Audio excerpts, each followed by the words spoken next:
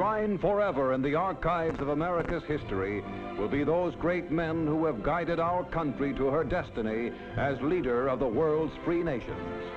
Here, then, are our presidents. George Washington, first in war, first in peace. His grateful countrymen called him to be their first president. John Adams, first president to live in the White House. Thomas Jefferson, author of the Declaration of Independence. James Madison, Jefferson's Secretary of State, twice elected to the presidency. James Monroe, fifth president. He formulated the Monroe Doctrine. John Quincy Adams, scholar, statesman, son of President John Adams. Andrew Jackson, colorful old hickory, the people's president. Martin Van Buren, first president born an American citizen. William Henry Harrison, the gallant old Indian fighter who died a month after his inauguration. John Tyler, first vice president to succeed to the presidency. James K. Polk.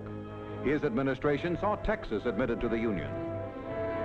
Zachary Taylor, old rough and ready, found the slavery issue splitting the nation.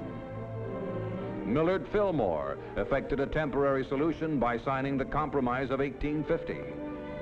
Franklin Pierce, 14th President of the 31 United States. James Buchanan, despite his efforts, the country drifted toward civil war. Abraham Lincoln, he preserved the Union, and his immortal words are still reverently read at the Lincoln Memorial. With malice toward none, with charity for all, let us bind up the nation's wounds.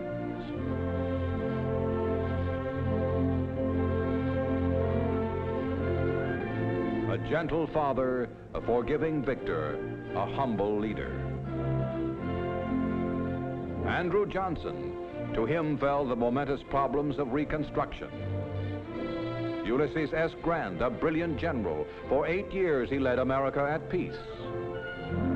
Rutherford B. Hayes, 19th president of a nation now grown to 39 states.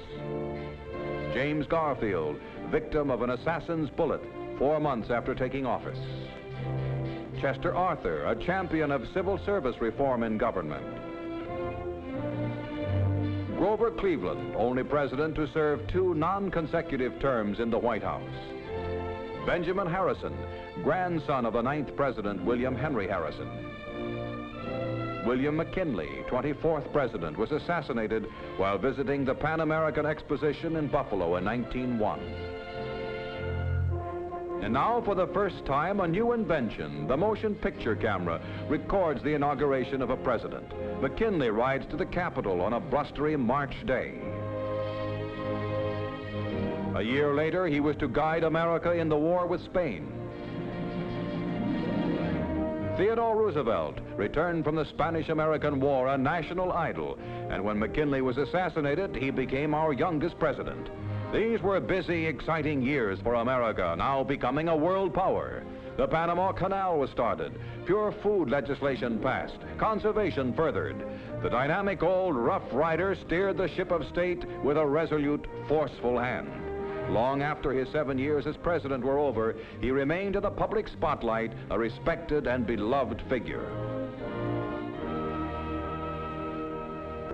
William Howard Taft, a portly, jovial personality with an infectious chuckle, was the successor Theodore Roosevelt picked to carry on the policies started by him. Taft was the only president to later serve as Chief Justice of the Supreme Court. But while America continued to prosper during his administration, war clouds were blowing across the face of Europe. Woodrow Wilson became president in 1913. War erupted in Europe a year later. America entered in 1917. When the war was won, Wilson sailed for France to receive there a heartfelt welcome. At the peace conference, he worked tirelessly to weld the covenant of the League of Nations into the Versailles Treaty. The president returned to America and knew acclaim from his own people. Still more honors were heaped upon him. For his labors for peace, he was awarded the Nobel Prize. but his endeavors had taken a severe toll. Although in health, the president continued to toil with his remaining energies for lasting world peace. Warren G. Harding embarked the country on the job of returning to a peacetime footing. His easygoing cordiality was exemplified by his campaign, conducted mainly from the front porch of his home in Marion, Ohio. In 1923, the nation mourned his passing. Calvin Coolidge, a man of simple manners and few words, conscientious and scrupulously honest, succeeded to the presidency. The first family shunned the spotlight.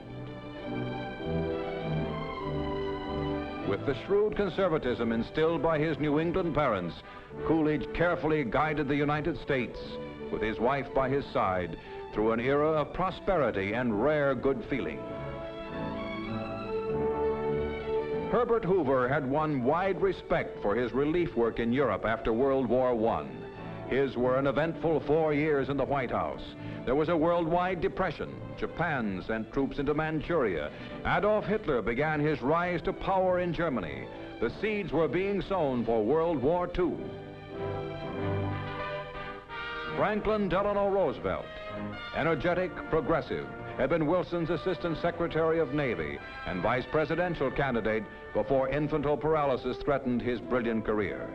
But he overcame the crippling illness, was elected governor of New York, nominated for the presidency, and elected overwhelmingly.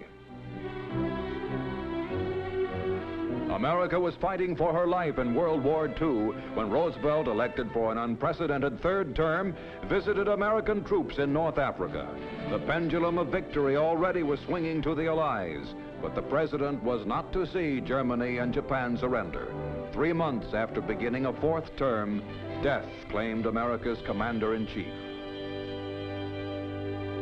Harry S. Truman took the presidential oath in the green-walled cabinet room of the White House from Chief Justice Harlan F. Stone of the Supreme Court. Reverently, he asked friends, "Give me your prayers." Truman's career was the realization of the great American dream, the country boy who became president. His friendly manner made Americans feel he was plain folks. Dwight D. Eisenhower, sincere and vigorous, a man in any cloth, soldier, educator, or statesman. Architect of victory in Europe, in World War II, he swept the forces of Hitler to total defeat. He returned home and his own people took him to their hearts. In New York, he waved happily as a storm of confetti and ticker tape swirled down around him. He was a man of the hour.